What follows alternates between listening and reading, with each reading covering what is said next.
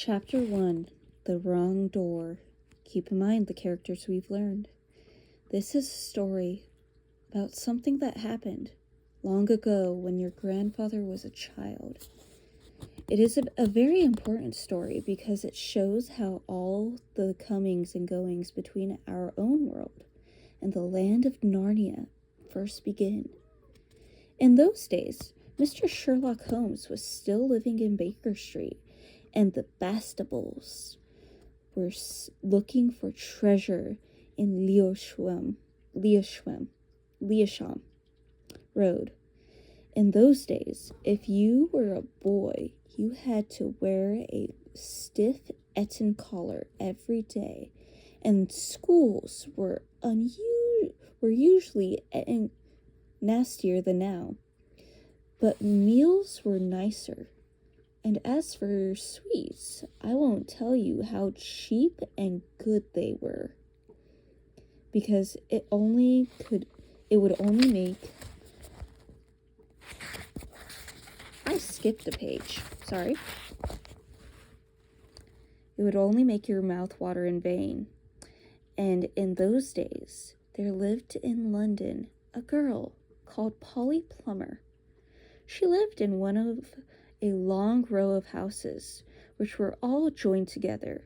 One morning, she was out in the back garden when a boy scrambled up from the garden next door and put his face over the wall. Polly was very surprised, because up until now, there had never been any children in that house, but only Mr. Ketlery and Miss Ketlery, a brother and sister.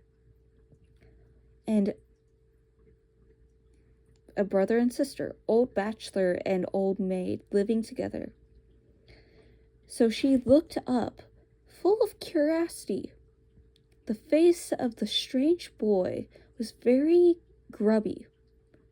It could hardly have been grubbier if he had first rubbed his hands in the earth and then had a good cry, and then dried his face with his hands. As a matter of fact, this was very nearly what he had been doing. "Hello," said Polly. "Hello," said the boy. "What's your name?" "Polly," said Polly. "What's yours?"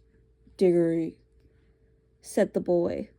"I say, what a funny name," said Polly.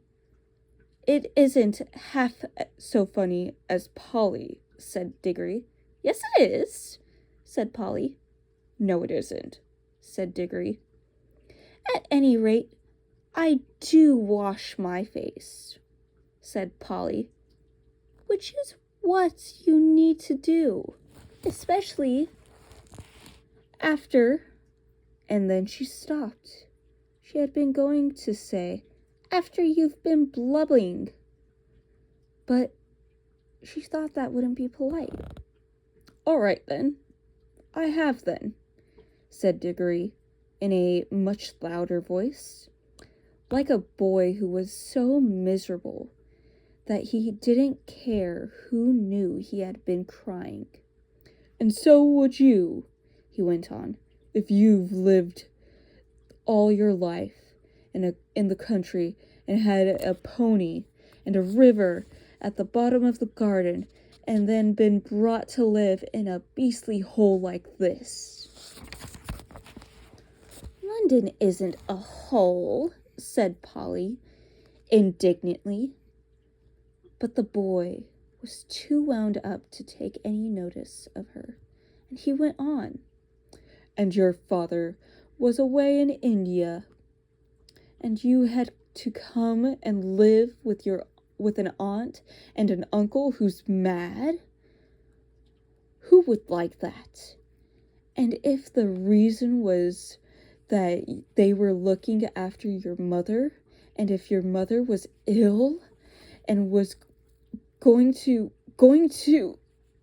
die," then his face went the wrong sort of shape. as it does if you're trying to keep back your tears. I didn't know. I'm sorry, said Polly, humbly. And then, because she hardly knew what to say, and also to turn Diggory's mind to cheerful subjects, she asked, Is Mr. Kentley really mad? Well, he's mad, said Diggory, or there's some other mystery. He has a study on the top floor. Aunt Letty says I must never go up there. Well, that looks fishy to begin with. And then there's another thing. Whenever he tries to say anything to me at meal times, he never even tries to talk to her. She always shuts him up. She says, Don't worry the boy, Andrew. Or, I'm sure Diggory doesn't want to hear about that. Or else, now Diggory, wouldn't you like to go out and play in the garden? What sort of things does he try to say? I don't know. He never gets far enough, but there's more than that. One night, it was last night, in fact, as I was going to pass the front door of the attic stairs on my way to bed, and I don't much care for going past them either, I'm sure I heard a yell. Perhaps he keeps a mad wife shut up there. Yes, I've thought of that. Or perhaps a coiner. He's a coiner.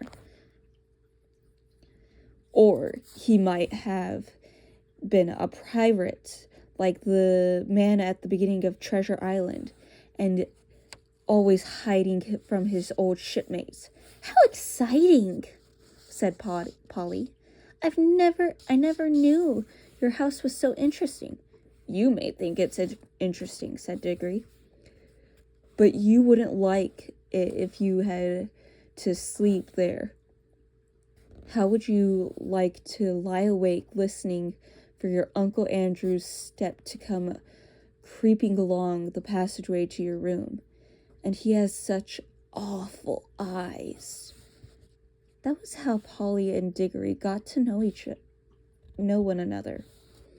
And as it was just the beginning of the summer holidays, and neither of them were going to the sea that year, they met nearly every day. Their adventures began chiefly because it was one of the wettest and coldest summers there had been for years. That drove them to do indoor things, you might say. Indoor exploration. That leads to trouble. It is wonderful how much exploring you can do with a stump of candle in a big house or in a row of houses. Polly had just discovered long ago that if you open a certain little door in the box room attic of her house, you would find the cistern, and a dark place behind it, which you could get into by little careful climbing. The dark place was like a long tunnel with brick wall on one side and sloping roof on the other. In the roof, there were little chunks of light between the slats. There was no floor in this tunnel. You had to step from rafter to rafter, and between them, there was only plaster. If you stepped on this, you would find yourself falling through the ceiling of the room below.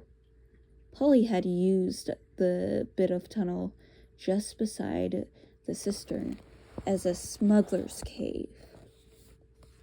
And that's where we pause so I can go to the next video. See you there.